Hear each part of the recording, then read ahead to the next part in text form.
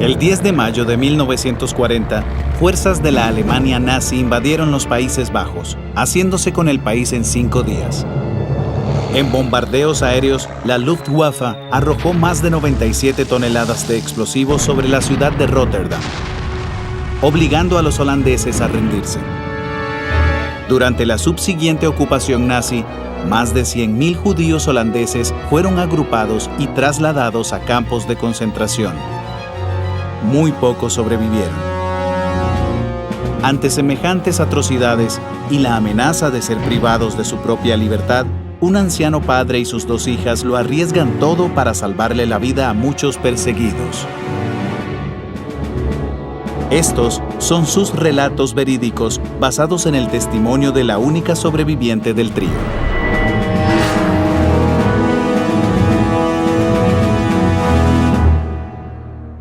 Nacida en los Países Bajos en 1892 a Casper y Cornelia, una pareja de cristianos consagrados, Corrie ten Boom fue la menor de 4 hermanos.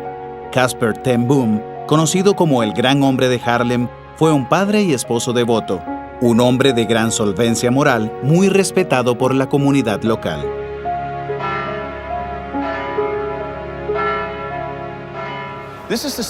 Esta es la ciudad de Haarlem, situada en los Países Bajos. Es la capital de la provincia de Holanda Septentrional. Es también la ciudad en la que se crió Corrie ten Boom. De hecho, nos encontramos exactamente frente a su casa.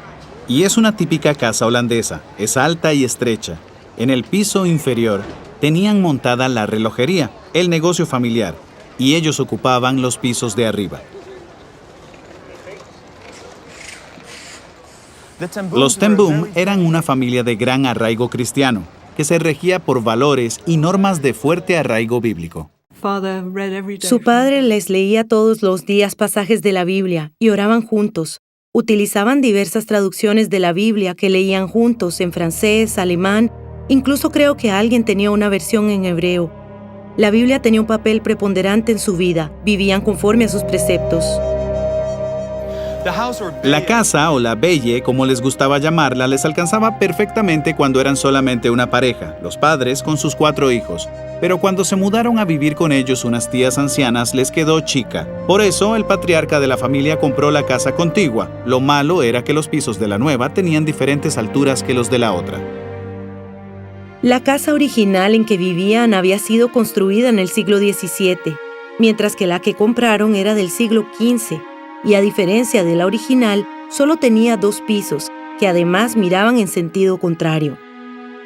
Y había un espacio entre las dos, un corredor que él había cerrado, es decir, que derribó las medianeras y puso una especie de escalera caracol para unir las 2 casas. Y lo interesante de eso era que estaban en niveles diferentes. La casa de la relojería, la belle, la original, tenía 3 pisos, mientras que la otra solo tenía 2. Hasta la fecha me confundo, porque uno nunca sabe qué planta está de qué casa.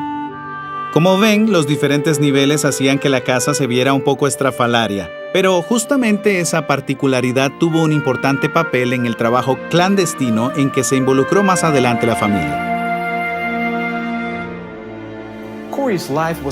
Corrie tuvo una vida feliz. Aprendió muchas lecciones valiosas e importantes de su padre. Y cuando se enamoró, soñaba con un matrimonio maravilloso, como lo hacen tantas jovencitas. Sin embargo, se le destrozó el corazón y sus sueños se hicieron añicos cuando el muchacho del que estaba enamorada se apareció en su casa acompañado de su prometida. Por lo visto, la condición social de Corrie no estaba a la altura de las expectativas de la madre de aquel caballero, de modo que sus sueños no se hicieron realidad. Su padre, el señor ten Boom, hizo lo que acostumbraba a hacer con ella desde pequeña. Subió a su habitación a consolarla. Le dijo: Corrie, el amor es la fuerza más poderosa que existe, y cuando a uno se lo quitan duele mucho. Lo más importante que puedes hacer es encontrar otra manera de canalizar ese amor. Fue como si me hubiesen destrozado el corazón en ese instante. Cuando se fueron, subí corriendo a mi cuarto y dije: Señor Jesús, te pertenezco en cuerpo y alma, y agregué: te entrego esta parte de mí que está malherida. He sido muy feliz y Jesús ha cuidado tan magníficamente de mí que nunca llegué a convertirme en una solterona amargada. Eso sí, tuve que entregarle todo lo que pudo haber sido. La decisión fue definitiva, y Corrie nunca se arrepintió, pues estaba convencida de que Dios tenía un propósito superior en su vida. Corrie se dedicó a cuidar a las tías que se habían mudado a vivir con ellos y junto con su hermana Betsy las atendieron hasta que pasaron a mejor vida. Las dos hermanas también trabajaban con los jóvenes de la ciudad, organizaban estudios de la Biblia y Corrie inició un club para personas con discapacidades mentales. Las amaba profundamente. Escribió un libro titulado No es necesario tener sentido común, un folletín sobre su trabajo con quienes no gozaban de todas sus facultades intelectuales como la mayoría, y les enseñaba de la Biblia.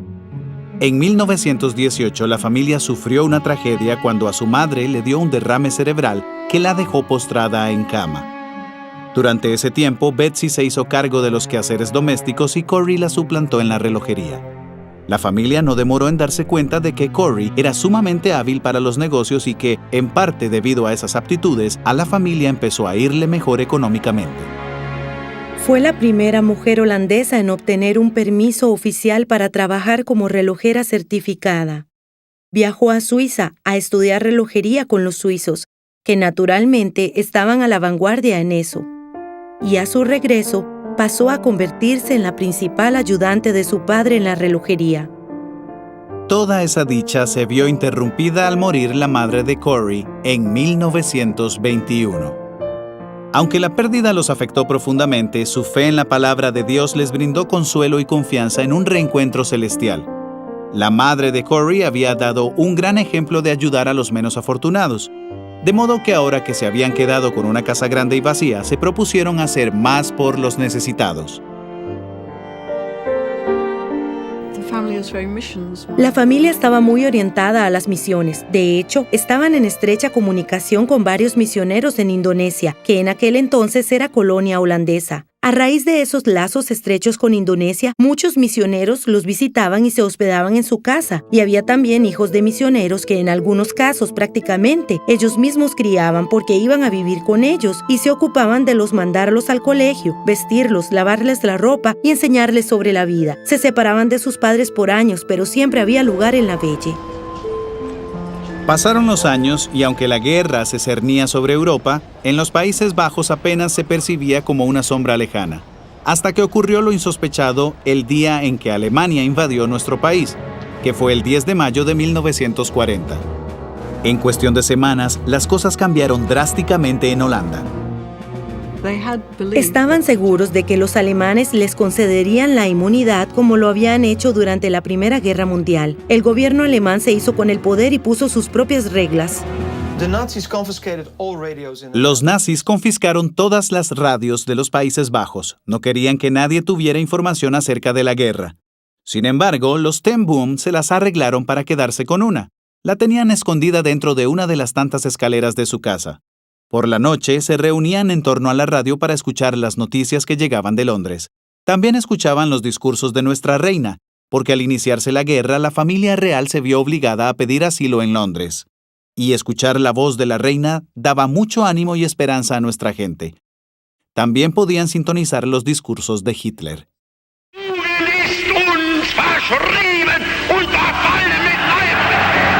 En un par de ocasiones los escuché. Hitler empezaba con una voz normal y luego se iba enardeciendo y su voz cobraba cada vez más volumen hasta convertirse en la voz de un demonio. Cierta noche en que no lograba conciliar el sueño por el sonido de los aviones enemigos y las explosiones, Corrie fue a la cocina y se encontró a Betsy que procuraba calmar sus nervios preparándose un té. Cuando bajó el sonido de los aviones, Corrie regresó a su habitación que había quedado a oscuras. Abriéndose paso a tientas hacia su cama, se cortó con un objeto filoso. Eran nada menos que restos de metralla de una explosión. De no haber ido a la cocina, con toda seguridad hubiese muerto, le diría Corrie a Betsy más adelante. Con Dios no hay casualidades, le respondió su hermana. Nuestra única garantía de refugio es vivir en el centro de su voluntad. A menudo Corrie se consoló con aquella respuesta, sobre todo cuando los nazis tomaron medidas aún más graves para consolidar su poder. Al principio, la persecución al pueblo judío no era tan notoria, tan abierta, pero con el paso del tiempo, fueron dándose cuenta de que sus amigos judíos estaban desapareciendo. Al principio se los obligó a portar una estrella de David como identificación. Poco después comenzaron a clausurar sus negocios, allanaron sus viviendas y a la larga acabaron por reunirlos y arrestarlos a todos. Los nazis también comenzaron a echarles el ojo a los hombres holandeses. En cierta ocasión atacaron la tienda de un vecino judío. Ten Boom, padre y Corrie lo rescataron y lo refugiaron en la seguridad de su propia casa. Contactaron a Willem, el hermano de Corrie, quien junto con su hijo Kik habían empezado a buscar escondites para los judíos. Semanas después, en una ocasión en que Corrie se topó con Kik, le preguntó si tenía cómo ocultar a un vecino de ella. «Debes dejar de hacer tantas preguntas si quieres seguir formando parte de la resistencia holandesa», le respondió su sobrina.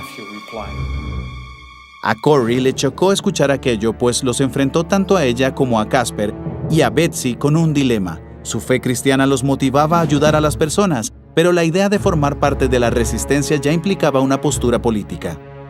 El momento decisivo llegó en una ocasión en que se presentó en la Belle un señor que traía un bebé huérfano. El pastor de la región se había negado a tomar al niño por temor a represalias. Consternado, el patriarca Ten Boom no dudó en recibir al pequeño. Betsy y Corrie apoyaron completamente la decisión de su padre. Los tres estaban dispuestos a arriesgar la vida para salvar a otros. La experiencia previa que había tenido Corrie como organizadora de campamentos juveniles le vino muy a mano. Con el tiempo llegué a tener 30 muchachos adolescentes, 20 muchachas adolescentes, 20 hombres y 10 mujeres bajo mi techo. Y cuando nos enteramos de que en el orfanato judío de Ámsterdam iban a matar a todos los bebés por ser judíos, cuando escuchamos eso, nuestros chicos dijeron, los salvaremos. Nos los robaremos a todos para salvarlos. Fueron al orfanato y se robaron a los 100 bebés. Se preguntarán, ¿cómo es posible una cosa así? Pues les contaré un secreto. Es que de cuando en cuando se nos acercaban alemanes buenos, soldados del ejército, que nos decían, ya no nos gusta trabajar para Adolf Hitler, no mataremos personas judías, ¿nos pueden ayudar? A lo que yo siempre respondía, claro que sí, pasen. Y claro, les dábamos ropa de civil y nos quedábamos con sus uniformes. Naturalmente, eso los dejaba en una situación muy diferente. En realidad, se corrían muchos riesgos. En nuestra casa, le abríamos las puertas a todo el mundo, judíos o lo que fuese. El patriarca Ten Boom lo dejó muy en claro cuando dijo, recibiré en mi casa a quien sea que me pida asilo, judío o no, pero tenían un amor e interés particular en el pueblo judío. Los judíos no tardaron en presentarse buscando desesperados quien les diera refugio y protección. Madres con sus hijos, jóvenes, personas de edad, todos enfrentando la amenaza de que los encarcelaran por ser judíos. A ninguno se les cerró las puertas. Se cuidaban mucho de no hacer ruido, pero llegó un momento en que sencillamente era demasiada la actividad. Los Ten Boom vivían en pleno centro de Haarlem. Su casa estaba muy cerca de la estación de policía y cabía suponer que debía de haber algunos policías que aún le eran leales a la reina, pues de lo contrario, aquello no pudo haberse prolongado durante tanto tiempo, hasta que empezaron a sospechar que se sabía de sus actividades. Necesitaban más cupones de alimentos, y esos cupones no eran fáciles de conseguir. El gobierno les daba comida para 3, pero claro, eran muchos más que 3 en la casa. A Fred Kunstra, encargado de leer el medidor de electricidad de los Ten Boom, le habían dado un puesto en la oficina de alimentos. Sin estar del todo segura de sus lealtades, Corrie le pidió a Fred lo imposible: 100 cupones de alimentos, que equivalían a 100 raciones.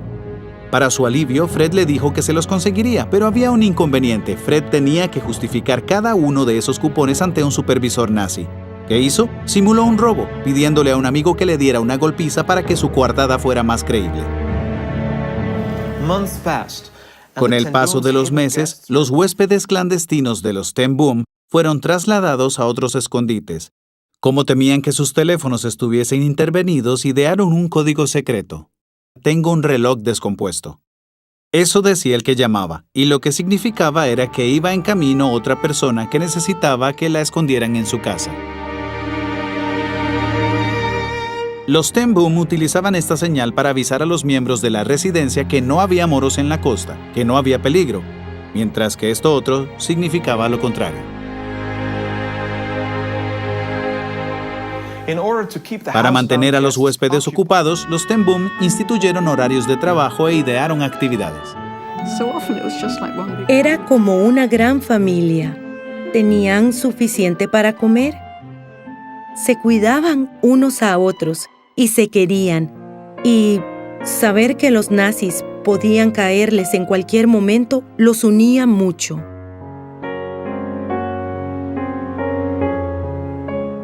Las cosas fueron poniéndose cada vez más difíciles. A los sobrinos de Corey e incluso a su hermana Nolly los arrestaron varias veces. Los metieron a la cárcel y luego los soltaron. La posibilidad de que allanaran la Belle era muy real.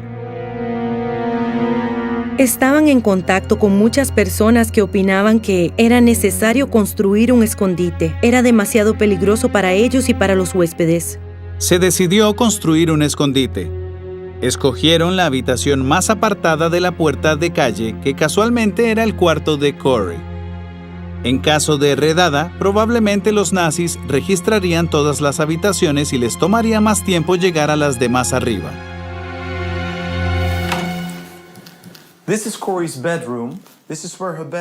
Aquí estaba su cama y estos estantes son los que estaban sobre el escondite.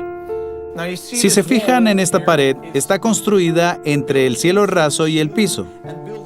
Los nazis, acostumbrados a allanar casas, solían dar golpecitos en las paredes para ver si sonaban hueco y si había espacio detrás.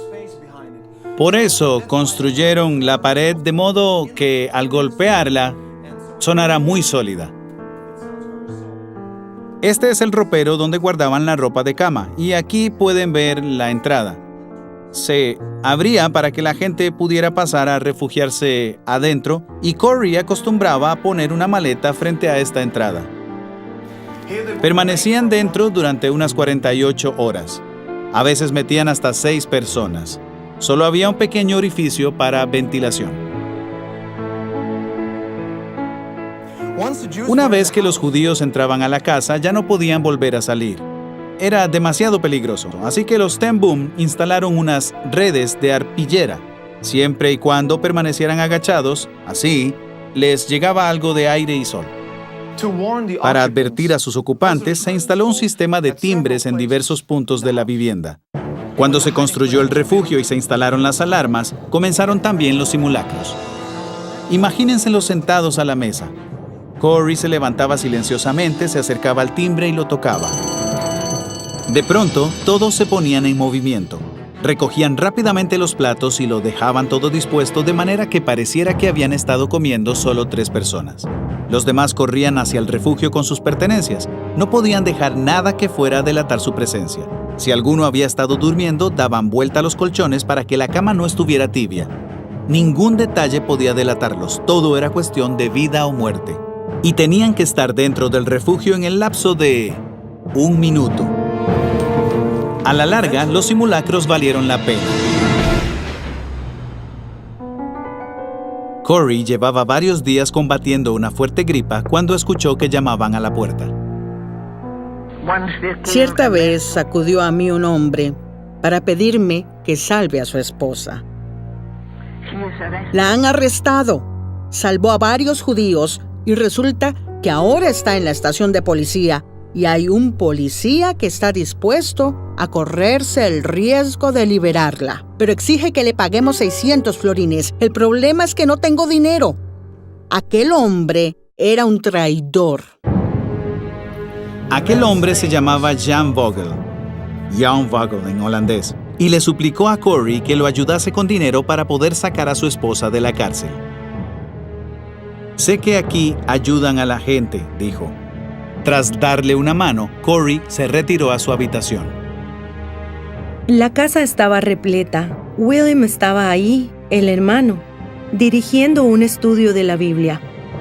¿Se imaginan hacer una cosa así sabiendo el peligro que corrían? Como que en el fondo no creían que sucedería. Estaba Willem y no recuerdo si también estaba su esposa Tina, probablemente, y también las personas que asistían a aquellos estudios bíblicos. También estaban los judíos y otro hombre que había llegado a la casa. No sabemos bien por qué. No sabemos quién era exactamente. Y estaba también Hans Polly, un joven que acababa de llegar en su motocicleta. Había estacionado su moto afuera y les traía los cupones para las raciones de alimentos. Como Corrie seguía enferma, se encontraba durmiendo en la planta alta. A las 5 de la tarde sonó el timbre. Cuando Betsy abrió la puerta, los nazis la quitaron de en medio de un empujón. Felizmente había un timbre de alarma cerca y logró tocarlo. Corrie se despertó en el momento en que los huéspedes irrumpían en su cuarto para esconderse en el refugio. La distribución poco común de la Belle hizo que los nazis se demoraran en llegar a los pisos de arriba, detalle que Corrie atribuiría después a la divina providencia. Para cuando llegaron a su cuarto, la encontraron sentada, sola. Tras acusarla de ser la cabecilla de la Belle, los nazis exigieron que les revelara dónde escondía a los judíos. Corrie se hizo la tonta y la golpearon. Cuando la llevaron a un camión y le dieron instrucciones de que esperara allí, Corrie vio con horror que habían golpeado a su sobrino y a su hermana Betsy y que los habían dejado sangrando. Un oficial nazi le dio al padre de Corrie la opción de permanecer en su casa siempre y cuando prometiera no ocasionar más problemas. Pero el señor Ten Boom se negó a atenerse a esas condiciones. Lo arrojaron al camión y se llevaron a todos los Ten Boom. Más adelante, Corrie descubrió que quien los había delatado era el mismo hombre al que ella había ayudado, Jan Vogel. Se los llevaron de la estación de policía a la prisión de Scheveningen, ubicada en la costa holandesa, y fue allí donde Betsy y Corrie vieron a su padre por última vez. Estaban todos en fila de cara hacia el muro, y el patriarca Ten Boom citaba el Salmo 91:1. El que habita al abrigo del Altísimo morará bajo la sombra del Omnipotente. Y después de eso no volvieron a verlo. Betsy y Corrie fueron sometidas a un examen médico en la cárcel y a Corrie le diagnosticaron una pleuritis, inflamación de los pulmones. Y como probablemente representaba un riesgo para las otras internas de las celdas, la separaron de Betsy por primera vez en su vida y la echaron en una celda de aislamiento. Para Corrie, sin duda fue muy difícil ir a dar a una celda de aislamiento sin la posibilidad de saber qué había sido del resto de su familia ni de sus huéspedes judíos. Semanas después, cuando estaba por cumplir los 52 años, Corrie recibió una carta. Era de su hermana Noel. Mi querida Corrie, te ruego te prepares para la noticia que debo darte. Nuestro amado padre murió 10 días después de haber sido encarcelado. Como era de esperarse, eso le causó un enorme dolor. Debió de haberse sentido desconsolada. En ese momento, debió de haber anhelado estar junto a Betsy, su bien amada compañera y hermana. No sabía dónde habían puesto su cuerpo. De hecho, lo habían arrojado a una fosa común. Lo único que sabía era que había muerto. Pero se alegró por él porque tenía la certeza de que le aguardaba lo mejor. Él siempre se lo recordaba. Solía decirle, nuestros tiempos están en manos de Dios. Si bien la carta portaba noticias difíciles de sobrellevar, también era esperanzadora. Corrie notó que la dirección escrita a mano en el sobre parecía inclinarse hacia la estampilla. La despegó con cuidado.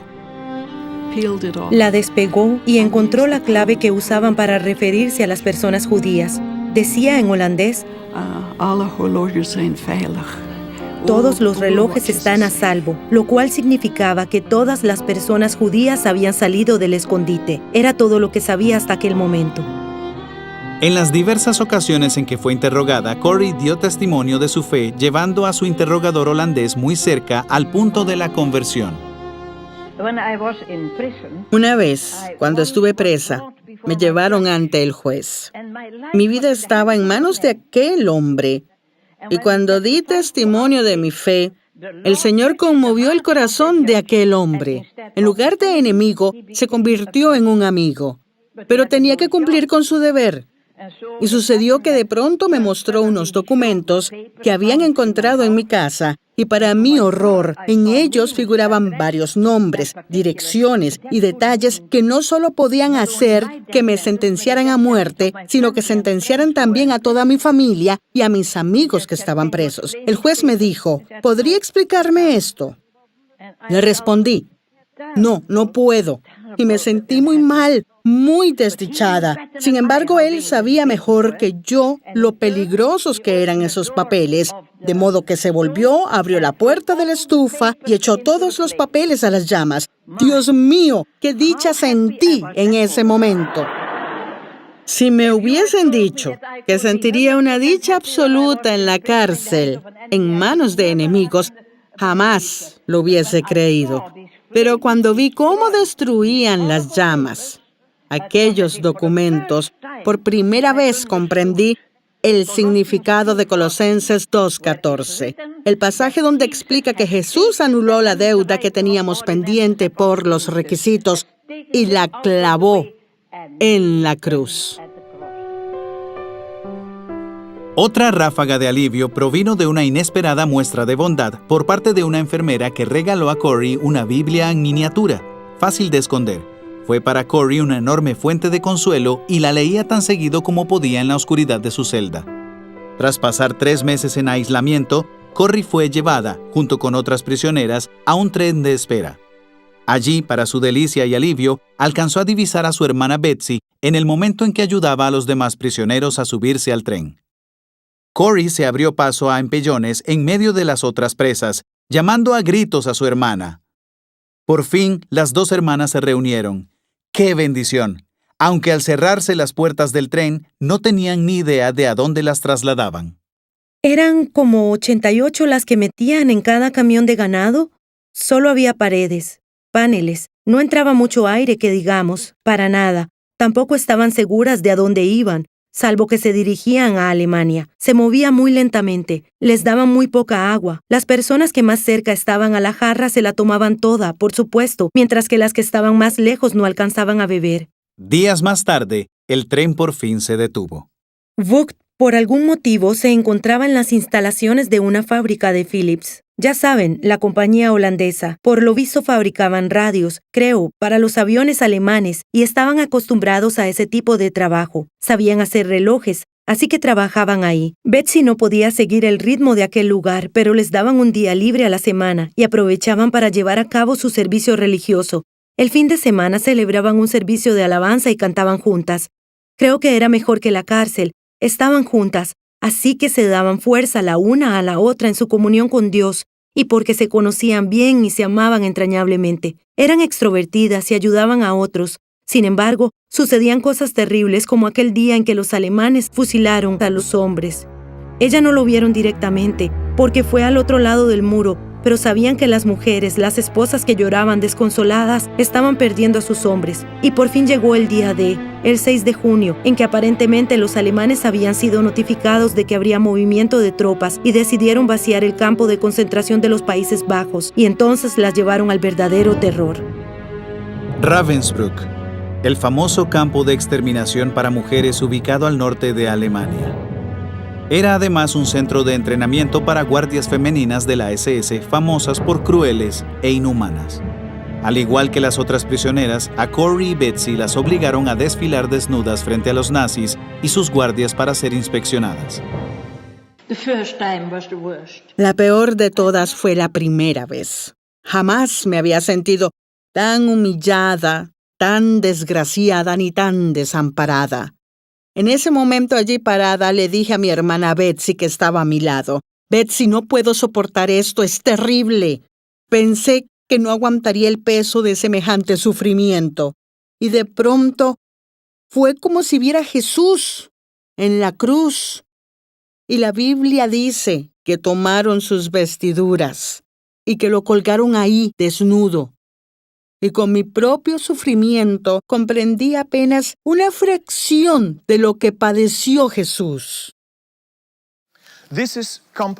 Este es el campo de concentración Amersfoort, uno de los tantos que establecieron los nazis en los Países Bajos durante la Segunda Guerra Mundial. Y aunque no sea un lugar tan famoso como Auschwitz o Ravensbrück, es representativo de los horrores que padecieron muchos prisioneros. No se les manifestó la más mínima bondad. Corey a menudo contaba de las celadoras que, según ella, debían de haber tomado clases de crueldad. La comandante, que era jefa del campamento, era una mujer de 28 años que parecía haberse especializado y certificado en crueldad. y confabulaban entre ellas para hacerles la vida lo más difícil posible a las presas. Se le asignaba un número a las reclusas, no se las llamaba por sus nombres. Cuando Corey y Betsy llegaron a Ravensbrück, revisaron exhaustivamente a todos los prisioneros. A Corey le preocupaba que fuesen a descubrir su pequeña Biblia, de modo que la escondió en la parte de atrás de su vestido y luego se puso a orar. Rezó: «Señor, tú diste vista a los ciegos. Por favor, enceguece a los que ven». Y cuando le tocó la revisión, de alguna manera los guardias se distrajeron con otra presa, y ella pasó de largo. Las echaron a la barraca número 28, que tenía el doble de presas de lo que había sido construida para alojar, y se dieron con la sorpresa de que las mujeres tenían que compartir colchones, unos colchones de paja mugrientos. Había pulgas y piojos y estaba muy oscuro. Y cuando se dieron cuenta de que los guardias no entraban a la barraca 28 en particular y se preguntaron por qué, descubrieron que era porque se sabía que estaba infestada de pulgas, así que simplemente dejaban la comida en la puerta para que las presas la recogieran. Cuando llegué a aquella cárcel, tuvimos que vivir 700 mujeres hacinadas en aquel barracón que había sido construido para 200 personas. Estaba asquerosamente sucio y al poco tiempo la ropa se nos infestó de piojos. Los piojos transmiten toda clase de enfermedades, pero en aquella ocasión en particular fueron nuestros aliados, porque los guardias jamás pisaban nuestro dormitorio, temían contagiarse con nuestros piojos. Fue mejor así. Como los guardias no se acercaban a sus barracas, Corey y Betsy aprovechaban para leer la Biblia con la creciente cantidad de presas desesperadas que acudían a ellas.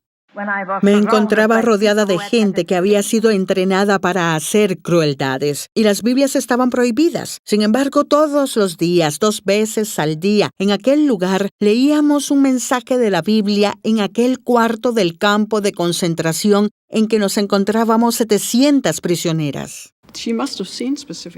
Debió de haber visto crueldades muy concretas y naturalmente se enteró de que había un crematorio. Era evidente.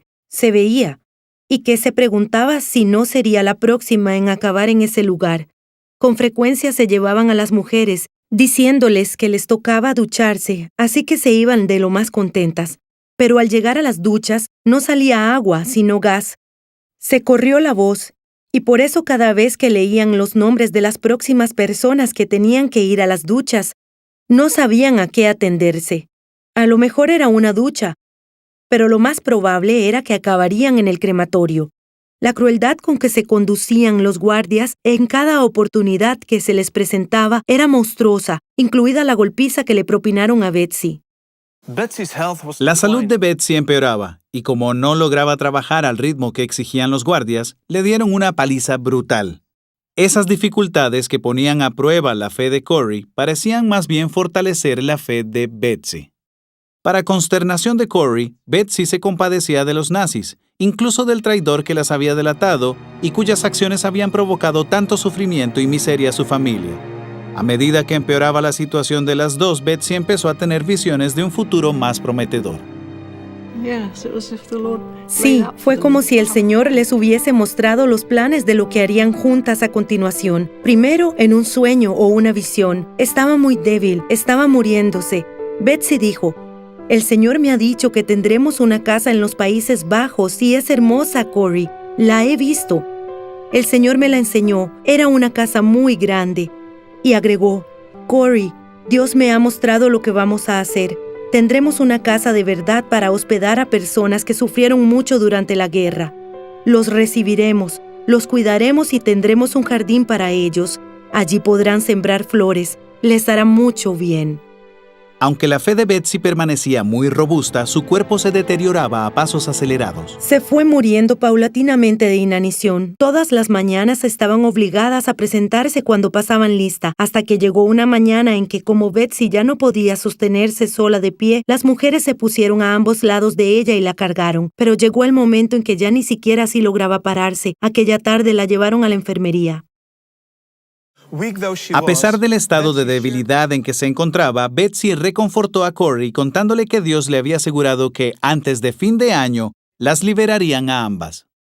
Corrie se aferró a aquella promesa con toda el alma, hasta que pocos días después se le hizo añicos al verse enfrentada a uno de sus más grandes temores.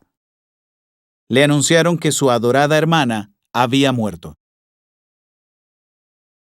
Colocaron a Betsy junto a los demás cadáveres que se encontraban arrumados en una letrina, aguardando un entierro masivo. Su rostro tenía la más hermosa expresión de paz y felicidad, y ya no tenía arrugas. Se la veía como había sido de joven, y para Corrie, aunque estaba destrozada por su pérdida, le encantó verla así. Betsy pensó que las dos siempre estarían juntas. Fue eso lo que dijo Betsy. Corrie, tú y yo siempre estaremos juntas. Corrie se preguntaba si las últimas palabras que había pronunciado Betsy sobre su liberación habían sido producto de un delirio. Una mañana, cuando estaban tomando lista, escuchó su número. Llamaron su número de reclusa junto con el de otras más a las que ordenaron dar un paso al frente. Cuando escuchaba su nombre, nunca sabía qué significaría. A veces personas eran liberadas. Ella no sabía si era eso. Lentamente, dio un paso adelante de la fila y como no sabía si regresaría o no, le entregó su preciada Biblia a una compañera. Obedientemente, siguió al guardia, pero no hacia los campos de trabajos forzosos ni hacia las cámaras de gas. A Corrie la llevaron a una habitación, donde, para su sorpresa y sin explicación alguna, le entregaron un par de zapatos que no le cabían, un vestido viejo, un sombrero, un abrigo y los documentos con que la liberaban oficialmente. Poco después la escoltaron hasta el otro lado de los portones electrificados, pasando de largo a los guardias con sus feroces perros de combate. Entonces recordó las palabras de Betsy. Pronto nos pondrán en libertad, antes de fin de año. Años más tarde, Corrie se enteraría de lo milagrosa que había sido su liberación. Solo regresó una vez a visitar el campo de concentración de Ravensbrück, y allí fue que se enteró. No sé si es que vio los registros, es muy probable, de los prisioneros de Ravensbrück. Vio que habían matado a todas las mujeres de su edad, a sus compañeras de prisión, a la semana siguiente. Ella lo calificó de error administrativo y a la vez de milagro de Dios. Al igual que en los demás campos de concentración, los prisioneros nunca sabían si sobrevivirían o morirían. En el caso de Betsy y Corrie era igual. Este es el camino por el que transitaban muchos prisioneros cuando los llevaban a su ejecución.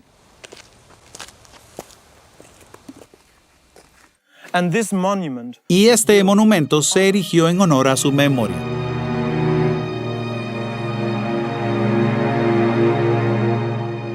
Casi sin dinero, Corrie deambuló por la ciudad durante varios días hasta que una enfermera se compadeció de ella y le ofreció un baño caliente y una comida.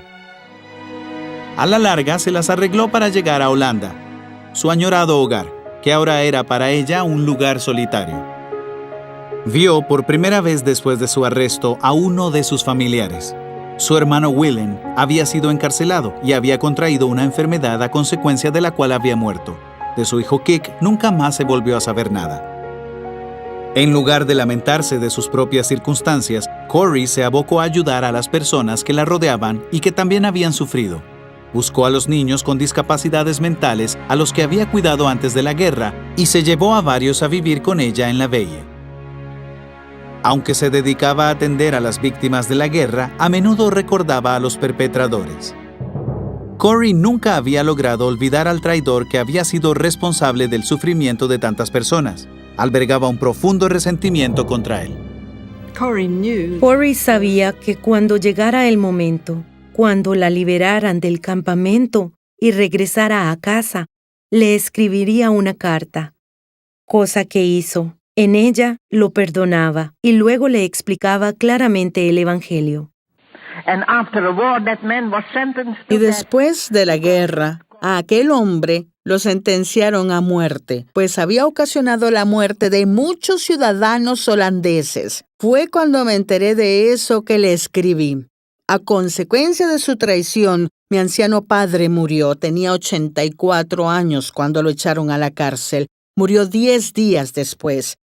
Mi hermano salió con vida, pero estaba tan enfermo que también murió, mientras que su hijo nunca regresó. Le dije que yo misma había sufrido terriblemente en 3 cárceles distintas, pero que lo perdonaba y que lo hacía porque Jesús vivía en mi corazón. Le envié un Nuevo Testamento a aquel hombre y subrayé los pasajes que conducen a la salvación, y él me contestó: el hecho de que usted haya podido perdonarme es tan milagroso que he dicho: Jesús, si pones en el corazón de tus seguidores un amor así, quiere decir que para mí también hay esperanza. Mucho de lo que Betsy le había dicho a Corey se cumplió, pero había otras cosas más que le había dicho. También debemos ir a Alemania. Alemania ha sufrido mucho. ¿Cómo lo sabía? No le llegaban las noticias. No les llegaban en absoluto las noticias, ni tampoco se tuvo noticias de ellas en todos esos meses. Sus casas han quedado en ruinas y ellos se han quedado sin poder. ¿Cómo podía saberlo? Debió de haber tenido una visión o un sueño muy vívido. Pero no necesitarán campos de concentración cuando termine la guerra, Corey. No los necesitarán en absoluto. Buscaremos uno y lo limpiaremos, lo pintaremos, afuera todo reverdecerá, brotarán flores en la primavera y nosotras las cuidaremos, nos quedaremos a su lado. Corey preguntó: ¿esto sucederá después? ¿Primero tendremos la casa o haremos esto antes, esto de ir a Alemania? No, primero tendremos la casa y después iremos al nuevo campo de concentración que convertiremos en un lindo hogar. Y efectivamente tuvo una casa en Holanda. Allí, para el horror de la gente del lugar, Corey recibió a los holandeses que habían sido condenados al ostracismo por haber colaborado con el enemigo. Hizo todo lo posible por rehabilitarlos, por ayudarlos a enfrentar sus errores y a reinsertarse en la sociedad. La casa era exactamente como se la había descrito Betsy a Corey en su lecho de muerte. Una vez consolidada la casa, Corey se enrumbó hacia la segunda parte de la visión de Betsy: Alemania.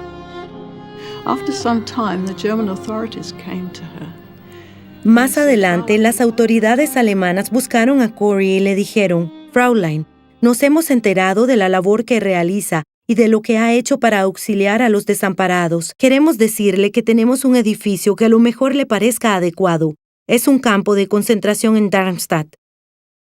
Y entonces recordó la visión o sueño que había tenido su hermana del campo de concentración que convertirían en un lugar luminoso, limpio y lleno de flores. Así que viajó a aquel lugar y se convenció de que era lo que le tenía deparado el Señor cuando se lo anunció por medio de las palabras de Betsy, cuando aún faltaba mucho para que fueran liberadas. En aquel lugar vivían muchos alemanes, un montón de familias arrebujadas, separadas por cortinas. No había ninguna privacidad. Sin embargo, Corey no se alojó en un hotel, sino que se quedó con ellos en medio del barullo y el desorden, y los atendió y cuidó por un buen tiempo. Las 3 partes de la visión de Betsy se cumplieron. La casa en los Países Bajos, donde se brindaban cuidados a las personas, duró un buen tiempo, y luego, cuando el propósito inicial para el que se había establecido ya no fue necesario, se convirtió en una especie de asilo de ancianos. Y la visión en Alemania, la del campo de concentración, se cumplió al detalle, al igual que lo de las giras por el mundo. Tenemos que contarlo, Corey, todo lo que hemos aprendido en este sitio espantoso, que el amor de Dios es más poderoso que la más oscura de las tinieblas, y aunque ella no pudo pregonarlo en persona, su relato lo dio a conocer. Corey hizo nada más lo que consideraba que Dios le pedía que hiciera, y la gente empezó a escucharla. Aprovechaba toda oportunidad para contar lo que le había sucedido, no para hacerse famosa, sino porque de esa manera se identificaba con muchas personas que habían vivido experiencias similares a raíz de los horrores de la guerra. Cierta vez, a finales de la década de los 40, Corey se encontraba en una iglesia en Alemania, frente a un grupo de personas que se habían congregado en torno a ella después de su charla. Hacia el fondo del grupo distinguió a un hombre que no la miraba a los ojos. De pronto se quedó bastante sorprendida al reconocer que se trataba del guardia de Ravensbrück, que había sido especialmente cruel con su hermana Betsy. Cuando a él le llegó el turno de saludarle, le dijo: Fraulein, me enteré por el periódico que venía. Yo fui guardia en Ravensbrück. No sé si me recordará, pero desde que acabó la guerra, en mi vida ocurrió un milagro. Me convertí al cristianismo y le he pedido a Dios que me dé la oportunidad de pedir perdón a una de mis anteriores víctimas. Y diciendo eso, estiró la mano y dijo, Fraulein, que significa señorita, ¿me perdona? Lo que sucedió a continuación debió de haber ocurrido en segundos. Corey se quedó mirándolo anonadada, pues no se sentía capaz de perdonarlo. Podía estrecharle la mano, pero lo único en que atinaba a pensar era en el sufrimiento de Betsy. Y entonces hizo algo que constituía el secreto de su triunfo en Cristo. Se volvió hacia él, no de manera literal, no tuvo que voltear la cabeza ni nada de eso, y dijo, ayúdame, Señor. Y al hacer esa oración recibió en su interior el pasaje de Romanos 5 que dice, Dios ha derramado su amor en nuestro corazón por el Espíritu Santo que nos ha dado. Y con eso tuvo la revelación de que no se esperaba que ella misma se las arreglara para hacer aflorar de su propio corazón amor por aquel hombre, sino que podía recibirlo por medio del Espíritu Santo, lo necesario para perdonarlo. En mi corazón solo había odio y amargura. Recordé lo mucho que había sufrido mi hermana moribunda por la crueldad de aquel hombre. Y sé, porque así lo dice la Biblia, que a los ojos de Dios el odio es equiparable al homicidio. De modo que dije, Padre, perdóname por mi odio en el nombre de Jesús. El Señor se lo llevó y yo dije, gracias Jesús, porque has derramado tu amor en mi corazón por el Espíritu Santo. Gracias, Padre, porque tu amor en mí triunfa sobre mi debilidad. Y en ese momento desapareció mi odio y le dije, hermano, deme la mano, se lo he perdonado todo.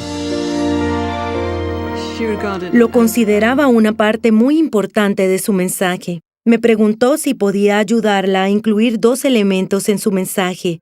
Primero y principal, el mensaje de la cruz, de Cristo que murió por los pecados del mundo entero. Dijo que Corrie ten Boom debía venir después del mensaje de la cruz. Entonces yo le pregunté, ¿y cuál es el segundo? A lo que respondió, el perdón. Y me contó la historia del guardia. Me permitía ingresar a su mundo de una manera que me desarmaba por completo y provocaba en mí un profundo sentido de responsabilidad por ser su compañera de trabajo. No daba una sola charla en que esos 2 elementos no fueran los principales. Su trabajo a la larga la llevó a los Estados Unidos. No tenía ni un centavo, vivía de manera muy frugal y apenas se las arreglaba con lo que se juntaba en las colectas de las iglesias en las que hablaba. Iba a las iglesias y pedía permiso para contar su historia. Poco a poco, la gente comenzó a escucharla y empezaron a multiplicarse sus presentaciones. Llegó un momento en que alguien sugirió que escribiera un libro. Un compatriota suyo, un hombre al que se conocía como Brother Andrew o el contrabandista de Dios, había escrito un libro con la ayuda de unos escritores norteamericanos, John y Elizabeth Sherrill, y mientras trabajaba con ellos, al parecer había mencionado varias veces a su amiga Corrie ten Boom. Hasta que a Ruth, la esposa del evangelista Billy Graham, se le ocurrió la idea de producir una película basada en el libro. Pronto se inició el rodaje. Parte de la película se filmó en Harlem. Good morning. Miss ten Boom? Yeah? My name's Vogel. Young Vogel. Stairs! I'll take the top! Miss ten Boom? Ten Boom. The car. Everyone. Come on, hurry. Con la película aumentaron las exigencias para Corrie, que recibía cada vez más invitaciones de todas partes del mundo para ir a contar su relato. Corrie consideraba que cada puerta que se le abría constituía una oportunidad para dar a conocer su fe a los demás. Estaba sucediendo justo lo que había predicho Betsy. Betsy le había dicho, ¿sabes, Corrie? Dios me mostró que iremos juntas por todo el mundo y le contaremos a todos los que están dispuestos a escuchar lo que aprendimos en este sitio tan espantoso, que el amor de Dios es más poderoso que las tinieblas más oscuras, que Jesús triunfa, que no hay abismo tan profundo que el amor de Dios no sea capaz de sobrepasar en profundidad, y nos creerán porque estuvimos aquí. Recibió invitaciones para ir a hablar prácticamente en todos los rincones de los Estados Unidos, pero como ya estaba bordeando los 80 años, Había dejado de viajar tanto. Creo que le hubiese gustado, pero su corazón iba menguando. Sin embargo, se le presentaron unas oportunidades fantásticas a raíz de la película. Yo empecé a acompañarla en el año 76, que fue el año después de que se estrenó la película. De joven, a los 21 años, yo le había dicho a Dios que quería hacer su voluntad, y supe cuando oré, aunque lo hacía con el gozo que trae aparejada la sumisión y con la presencia de Dios, que también habría muchas lágrimas, porque sabía que tendría que pagar un precio, y así fue. Pero me alegro de haberlo pagado porque el Señor ha sido algo muy real para mí, cumplió todas sus promesas. Tal vez haber servido a Corey fue lo más difícil de todo. Es que no se me da muy bien eso de servir, pero lo pasamos bien juntas, hacíamos un buen equipo. Y no siempre era perfecto, no siempre. Ella no era perfecta y era la primera en reconocerlo. Pero eso así, ni bien caía en la cuenta de que había cometido un pecado, de inmediato se volvía al Señor para pedirle perdón, y a mí me enseñó a hacer lo mismo. Y a pedirle, Señor, lléname nuevamente con tu Espíritu Santo, y luego seguía adelante, no dejaba que el pecado la paralizara. Corey era incansable en cuanto al trabajo. Se la pasaba animando a los demás en sus dificultades, contaba su relato una y otra vez, compartía las lecciones que había aprendido y relataba las muchas maneras en que Dios había sido fiel con ella. Se regocijaba en cumplir la voluntad de Dios sin evadir jamás su responsabilidad, sin decir jamás que no, hasta que llegó el día en que su cuerpo empezó a fallarle. Aquella mañana en particular, fue un par de años más tarde, se encontraba en una casa que había rentado en Placentia, en el condado de Orange, en California. Había estado sintiéndose fatigada, así que al ver que no había encendido la luz de su cuarto, fui un poco más tarde de lo acostumbrado, pensando que estaría aprovechando para descansar un poco más, lo cual me pareció muy bueno. Entré a su habitación a tientas.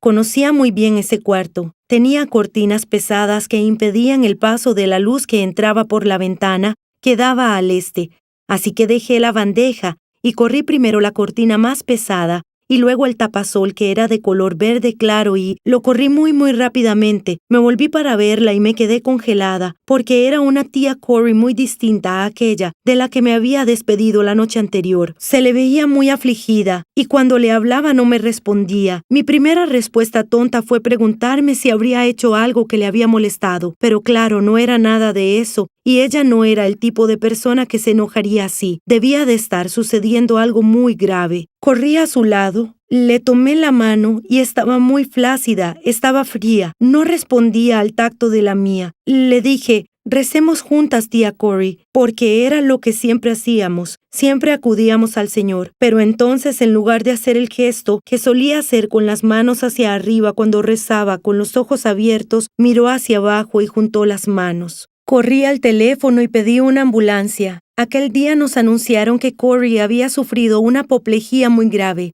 No sabían qué tan severa había sido. Estuvo hospitalizada durante 2 semanas. Le permitieron regresar a casa a las 2 semanas porque ya podía caminar, pero nunca recuperó el habla ni las otras funciones relacionadas al lenguaje. No era capaz de leer, ni escribir, ni de señalar de manera que yo supiera qué quería. Era otra persona, completamente opuesta a su forma de ser. Cada vez que tenía que adaptarse a algo le era muy difícil. Era como si estuviese presa, no con crueldad.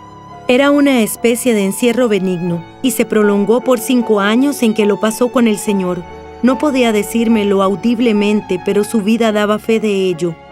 Lo serví durante mi juventud y lo serviré aún en mi vejez. Lo serví cuando tenía fuerzas y lo serviré aún en mi debilidad y en mi muerte como lo hice en vida. Algo que subyacía a la vida de Corrie ten Boom era el versículo 15 del capítulo 31 de los Salmos. Mis tiempos están en tus manos. Eso era lo que enseñaba en la Belle. Era la teología de la Iglesia Reformada neerlandesa, una modalidad muy sana del calvinismo que se enfoca principalmente en la compasión, la bondad y el amor de Dios, e interpreta que todo en la vida es consecuencia de esas cualidades.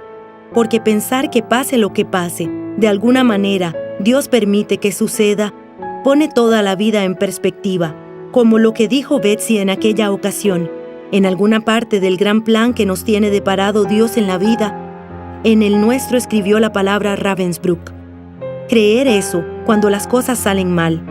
A mí me gusta creer que las cosas suceden tal y cual las dispongo yo misma, pero cuando no sucede así, después de todos estos años estoy aprendiendo a ser un poco más flexible.